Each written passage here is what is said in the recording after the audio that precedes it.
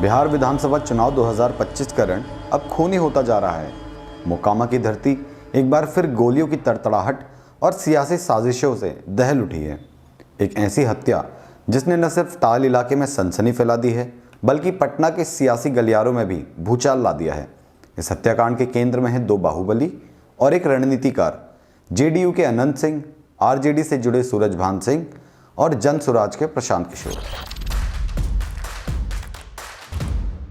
नमस्कार, यह है हमारा बिहार और मैं हूं संदीप बिष्ट। देखिए, एक हत्या, 2 एफआईआर और 3 बड़े नाम।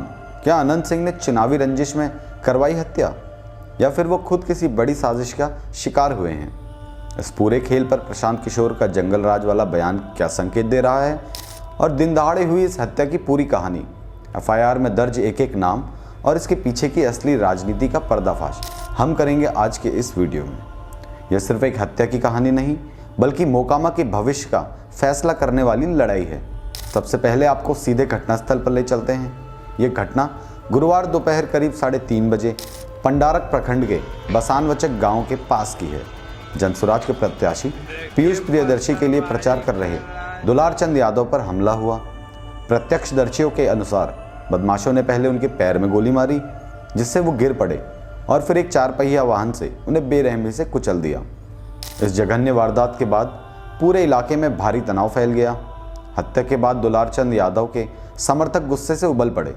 उन्होंने शव को पैतृक गांव तारतर ले जाकर रख दिया और पुलिस को उठाने नहीं दिया। हालात इतने बिगड़े कि करीब 18 घंटे तक पुलिस और ग्रामीणों के बीच शव को लेकर खींचतान चलती रही। कई बार नोकझोंक भी हुई। आखिरकार शुक्रवार को भारी पुलिस बल और अर्धसैनिक बलों की तैनाती के बीच शव को पोस्टमार्टम के लिए बाढ़ अनुमंडल अस्पताल भेजा जा सका। पूरा इलाका छावनी में तब्दील है और बाढ़ के एएसपी अभिषेक कुमार समेत कई थानों की पुलिस मौके पर कैंप कर रही है। अब इस कहानी का सबसे अहम हिस्सा, सियासी एफआईआर का खेल। देर रात मृतक दुलार चंद के पोते के बयान पर जेडीयू के प्रत्याशी और पूर्व विधायक अनंत सिंह, उनके 2 भतीजे रणवीर और करमवीर समेत 5 लोगों के खिलाफ नामजद प्राथमिकी दर्ज की गई। लेकिन कुछ ही घंटों में इस केस में एक बड़ा मोड़ आ गया। अनंत सिंह की तरफ से उनके समर्थक हरनौत निवासी जितेंद्र कुमार ने एक जवाबी एफआईआर दर्ज करवा दी, जिसमें जनसुराज के उम्मीदवार पीयूष प्रियदर्शी, लखन महतो, नीतीश महतो समेत कई समर्थकों को आरोपी बनाया गया है। अनंत सिंह ने खुद पर लगे आरोपों को सिरे से खारिज किया है। उनका कहना है कि यह उनके खिलाफ एक राजनीतिक साजिश है और आरजेडी समर्थक सूरजभान सिंह के गुट ने उनके काफिले पर हमला किया था, जिसमें उनकी 10 गाड़ियां क्षतिग्रस्त हुई और कई लोग घायल भी हुए। लेकिन सवाल ये है कि आखिर ये दुलार चंद यादव कौन थे? वो सिर्फ एक समर्थक नहीं थे। दुलार चंद यादव का खुद का एक आपराधिक और राजनीतिक इतिहास रहा है। 1990 में उन्होंने मोकामा से लोकदल के टिकट पर चुनाव भी लड़ा था। वो सालों से सक्रिय राजनीति में थे और अपने इलाके में काफ़ी प्रभावशाली माने जाते थे। उनका अपना एक बाहुबली वाला रिकॉर्ड भी रहा है। इस पूरे हत्याकांड पर जनसुराज के सूत्रधार प्रशांत किशोर ने भी सरकार और प्रशासन पर सीधा हमला बोला है।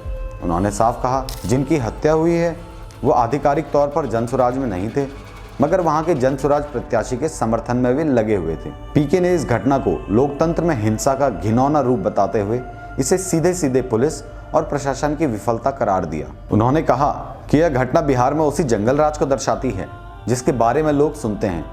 पीके ने मोकामा की जनता से सवाल किया कि वे स्वच्छ छवि के पढ़े लिखे उम्मीदवार को चुनते हैं या फिर उन्हीं पुराने बाहुबलियों और भ्रष्टाचारियों को। पुलिस का कहना है कि घटनास्थल से मिले सबूतों के आधार पर अभी मौत संदेहास्पद लग रही है। एएसपी अभिषेक कुमार ने भी कहा कि पोस्टमार्टम और फॉरेंसिक SFSL रिपोर्ट आने के बाद ही मौत की असली वजह का खुलासा हो पाएगा। तो एक तरफ अनंत सिंह पर हत्या का सीधा आरोप है, दूसरी तरफ वो खुद को साजिश का शिकार बता रहे हैं, और तीसरी तरफ प्रशांत किशोर इसे कानूनी व्यवस्था की नाकामी बताकर सियासी माइलेज लेने की कोशिश में है। 3 बाहुबलियों अनंत सिंह, सूरजभान सिंह और खुद मृतक दुलार चंद यादव के इतिहास ने इस केस को और भी उलझा दिया है।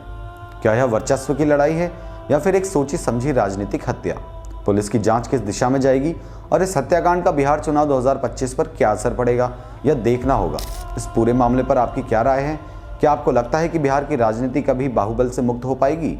अपनी राय हमें कमेंट में ज़रूर बताएं और बिहार की राजनीति की हर नब्ज पर पकड़ बनाए रखने के लिए हमारा बिहार को सब्सक्राइब करना ना भूलें। धन्यवाद।